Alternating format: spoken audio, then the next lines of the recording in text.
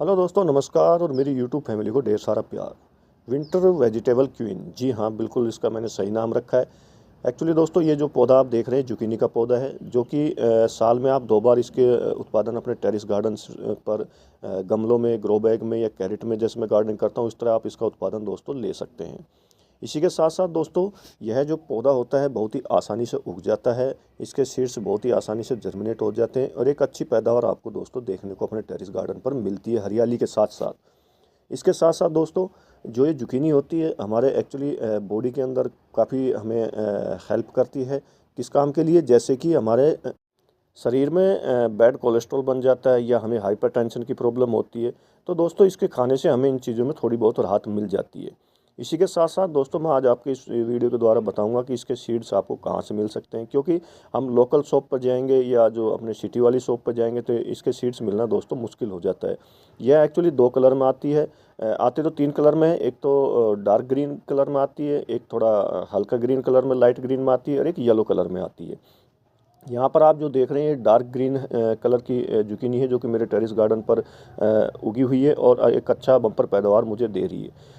मैं यह बताने के साथ साथ कि इसके सीड्स कहाँ से मिल जाएंगे आपको, तो और सीड्स को कैसे आपको जर्मिनेट करना है, जर्मिनेट करने के साथ साथ कैसे आपने इसकी केयर टेक करनी है ताकि आपको बेस्ट बम्पर पैदावार दोस्तों मिल सके। दोस्तों, वीडियो को आगे बढ़ाते हैं। मैं हूं मनदीप और आप देख रहे हैं organic kitchen garden on terrace. मेरे यूट्यूब चैनल पर आपका हार्दिक अभिनंदन है और उम्मीद करता हूं मैं जो भी वीडियो बना रहा हूं आपको काफ़ी पसंद आ रहे होंगे। तो वीडियो को लाइक कीजिए, कमेंट कीजिए और ज़्यादा से ज़्यादा शेयर करते हुए मेरे जो फर्स्ट टाइम मेरे चैनल पर विजिट कर रहे हैं, जो फर्स्ट टाइम मुझे वॉच कर रहे हैं, तो वो तो दोस्तों मुझे सब्सक्राइब कर ही लीजिए। यहाँ ये देखिए दोस्तों,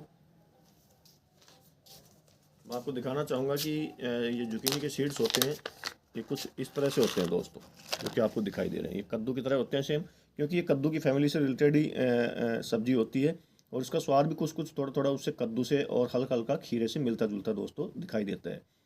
यहाँ पर मैं पहले आपको बता देता हूँ कि इसके सीड्स आपको ऑनलाइन बहुत ही आसानी से मिल जाएंगे। आप ऑनलाइन इसके सीड्स की ऑर्डर करेंगे तो आपको 4 से 5 दिन के अंदर दोस्तों ये सीड्स पहुँच जाते हैं। तो मैं सबसे पहले तो आपको बता चुका हूँ। सेकंड, अब इसको मैं जर्मिनेशन की प्रक्रिया बताऊंगा कि आपको इसको जर्मिनेट कैसे करना है। आप चाहे तो इसको डायरेक्ट मिट्टी में लगा के भी कर सकते हैं, नहीं तो देखिए अब मैं जब इसके जर्मिनेशन की प्रक्रिया आपको बता रहा हूँ।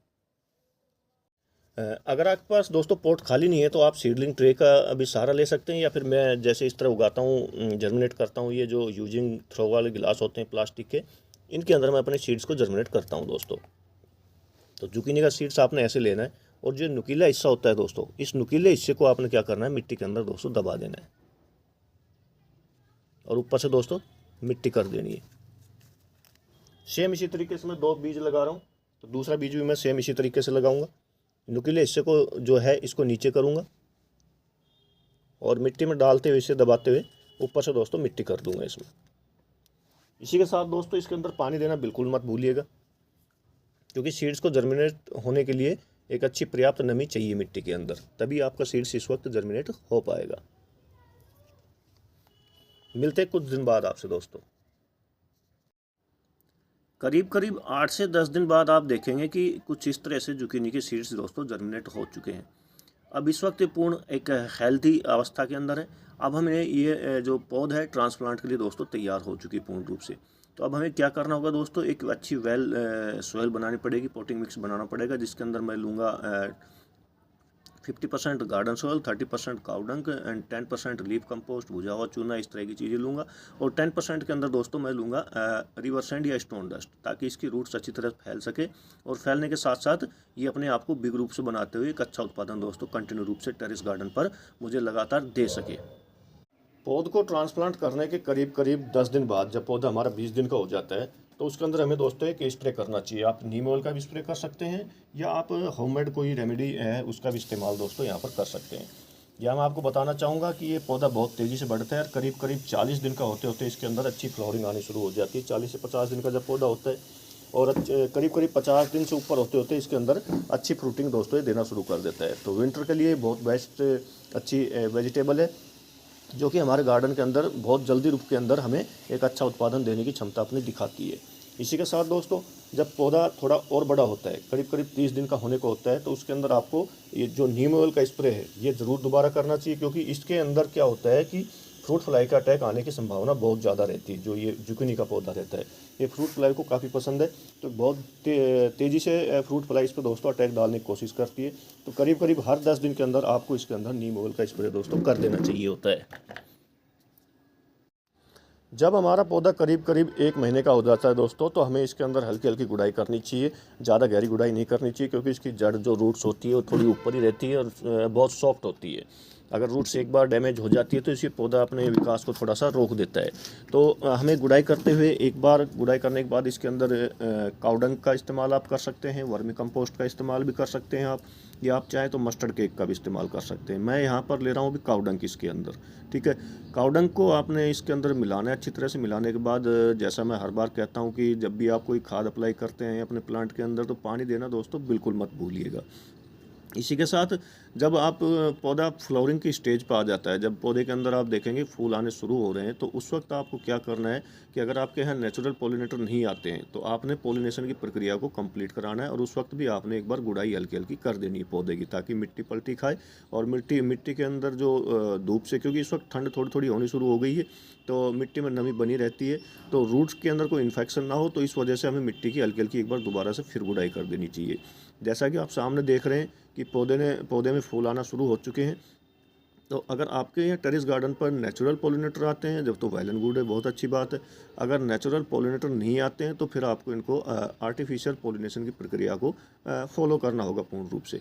इसमें भी एक ही पौधे में 2 तरह के फूल आते हैं, एक में मेल आता है, एक में फीमेल आता है, जैसा कि आप देख रहे हैं। ये जो आप देख रहे हैं, मेरी जहाँ मैं दिखा रहा हूँ आपको, ये फीमेल फूल है, और उसके बगल में जो आप देख रहे हैं वो एक मेल फूल है।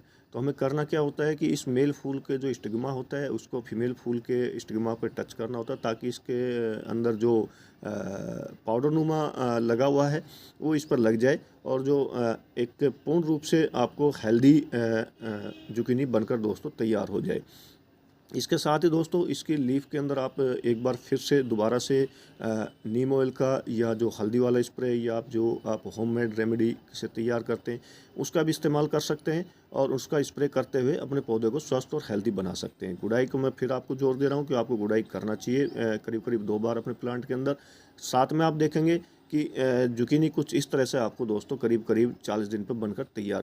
जिस तरह दोस्तों हम अपने गार्डन के अंदर विंटर की सब्जियां होती है, जैसे फूल गोभी हो गई, पत्ता गोभी हो गई, ब्रोकली हो गई, एंड उसके साथ साथ बैंगन हो गया, टमाटर हो गया, एंड काफ़ी तरह की सब्जियां होती है, लीफी वर्ग की सब्जियां होती है, एंड मूली है, गाजर है, जैसा कि आप देख रहे हैं। इसी के साथ लहसुन है, सलजम है, पालक है, मेथी है, धनिया है, और भी काफ़ी तरह की सब्जियां होती है। तो इन सब सब्जियों के साथ साथ हमें अपने टेरेस गार्डन में कुछ इस तरह की सब्जियां लगानी चाहिए, जैसे जुकीनी है, ठीक है, ताकि इसका जो बेस्ट कॉम्बिनेशन हमारे गार्डन से सब्जियों का जो किचन में जाता है तो बिल्कुल कंटिन्यू रूप से बना रहे, और हमारे जो सब्जियों की चैन कड़ी है किचन तक जाने तक टूट ना पाए, वो कंटिन्यू रूप से सुचारू रूप से बनी रहे दोस्तों। तो वीडियो कैसा लगा दोस्तों कमेंट करके ज़रूर बताइएगा, ज़्यादा ज़्यादा इस जानकारी को शेयर कीजिएगा, और जो मेरे नए व्यूअर्स हैं जो पहली दफ़े मुझे वॉच कर रहे हो तो दोस्तों मुझे सब्सक्राइब कर ही लीजिएगा। मिलते हैं आपसे नेक्स्ट वीडियो में नई जानकारी के साथ, तब तक के लिए आप सबको जय हिंद, जय भारत दोस्तों।